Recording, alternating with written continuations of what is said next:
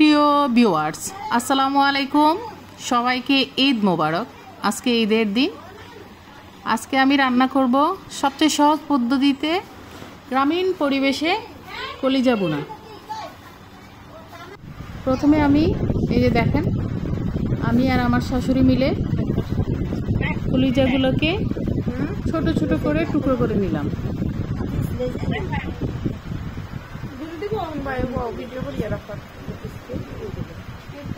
যে দেখেন ছোট ছোট করে টুকরো করে নিয়েছি।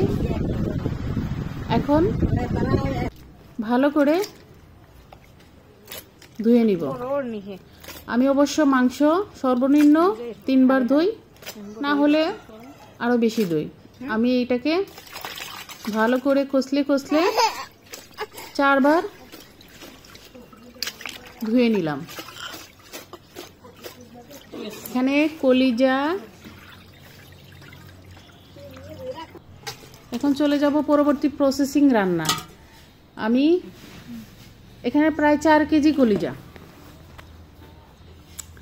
প্রথমে দিয়ে দিলাম পেঁয়াজ কুচি, কেটে রাখা পেঁয়াজ কুচি,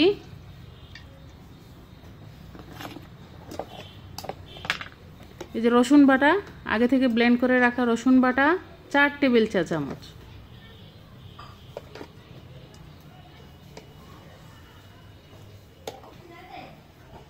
দিয়ে দিব আদা বাটা 4 টেবিল চা চামচ,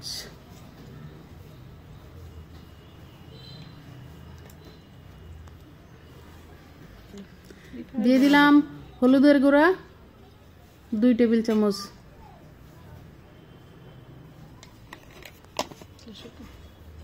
মরিচের গুঁড়া 4 টেবিল চা চামচ,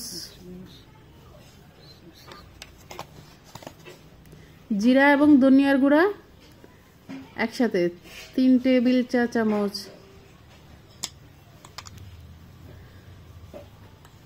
2 চা চামচ গরম মশলার গুঁড়া, দিয়ে দিলাম পরিমাণ মতো লবণ,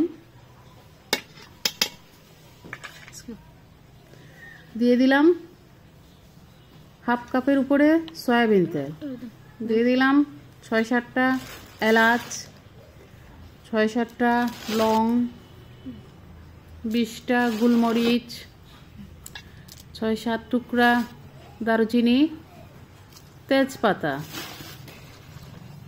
দিয়ে ভালো করে মিক্স করে নিব। এখানে কিন্তু 4 কেজি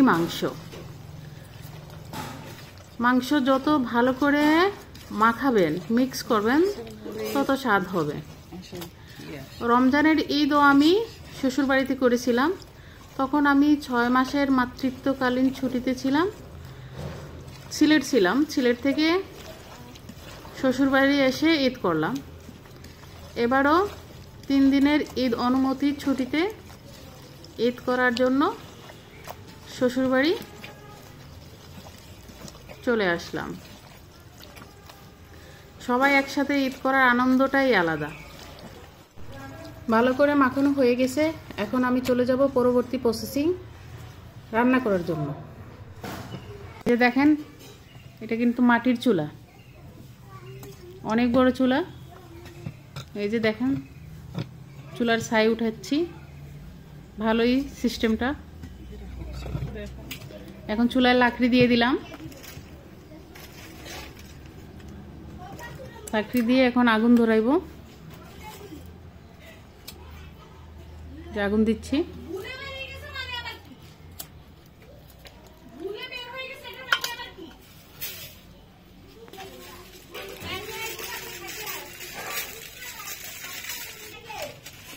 ওই পাশের চুলাতে ভাতের ডেক বসাই দিছি একসাথে।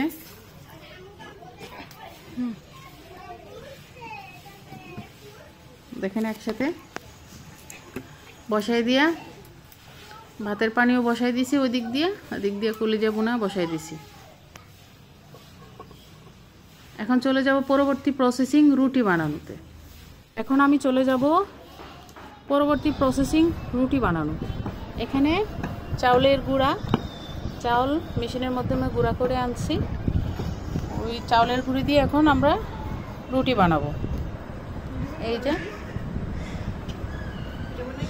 রুটি বেলতেছে আমার যা।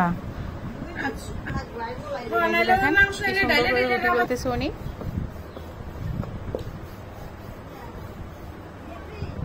ক্যামেরাম্যান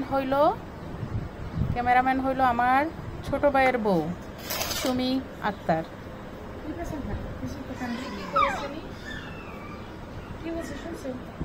আমরা ধাপে ধাপে রুটি বানাচ্ছি। ওই যে দেখেন আমার ছোট্ট সোনা খাটের উপরে থেকে দুষ্টুমি করতেছে, আমরা কি করতেছি সে দেখতেছে। আমি চলে যাব পরবর্তী প্রসেসিং রুটি ছেঁকাতে। আমি দেখছি এই যে চলে গেলাম রুটি ছেঁকাতে। এখন আজকে পরিচয় করে দিব আমার শ্বশুর বাড়িতে কতজন লোক আছে, কে কে এখন বাড়িতে আছে, কে কে বাইরে আছে। আমার শ্বশুর শাশুড়ি আছে, আর আমার জামাই দেবর বাসুর সহ মোট 6 ভাই তারা, আর 2 বোন, 6 ভাই 2 বোন আমার। আর বাড়িতে এখন বর্তমানে আছে আমি, আমার বর, আমার সেজো যা, আর মেজো ভাই, আর আমার ছোট দেবর একটা, শ্বশুর শাশুড়ি, আর আমাদের বাচ্চা কাচ্চা আছে 5 জন। আমার ছোট ভাইয়ের বউ আর আমার ভাইয়ের মেয়ে একটা আছে। এই হলো আমাদের সদস্য সংখ্যা। আমার বড় বাসুর তার পুরো ফ্যামিলি নিয়ে থাকে ঢাকা, আর মেজো ভাই বাড়িতে থাকে, আমি কর্মক্ষেত্রে ফেনী জেলায় থাকি। আর মেজো ভাই মেজো ভাবি এরা বাড়িতে থাকে, সেজো ভাবি থাকে ফরিদপুরে। ঈদ উপলক্ষে আমরা বাড়িতে বেড়াইতে আসছি।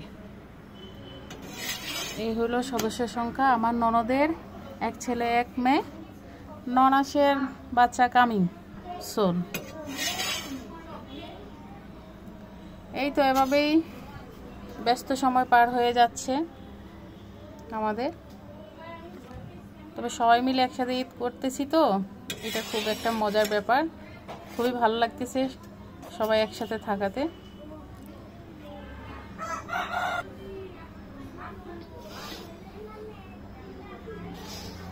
দেখ ওদিকে ভাবি রুটি বেলতেছে, আমি রুটি ছেঁকতেছি।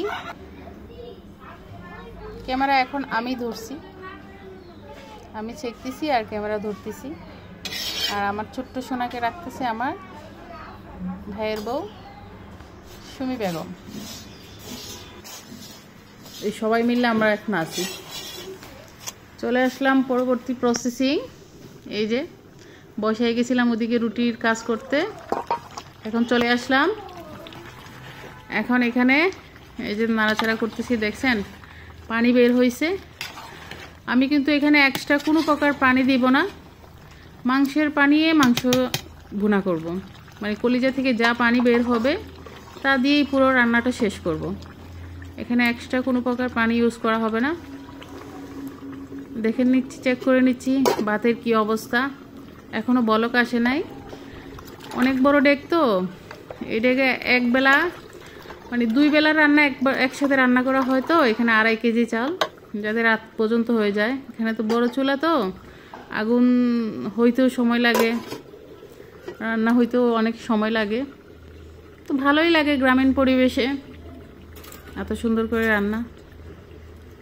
ব্যাস দেখেন ভাতও মোটামুটি প্রায় হয়ে আসছে। এই যে আমার কলিজাটাও হয়ে গেছে, দেখেন।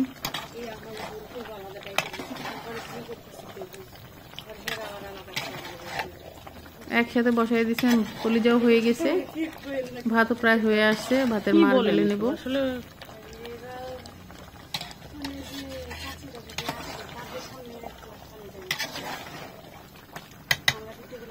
বাস কলিজা হয়ে গেছে। সবার কেমন লাগলো আমার ভিডিওটি কমেন্ট করে জানাবেন। সবাই আমার পাশে থাকবেন প্লিজ। আমার চ্যানেলটিকে সবাই সাবস্ক্রাইব করে দেবেন, আমার জন্য দোয়া করবেন। সবাই ভালো থাকবেন, আল্লাহ হাফেজ।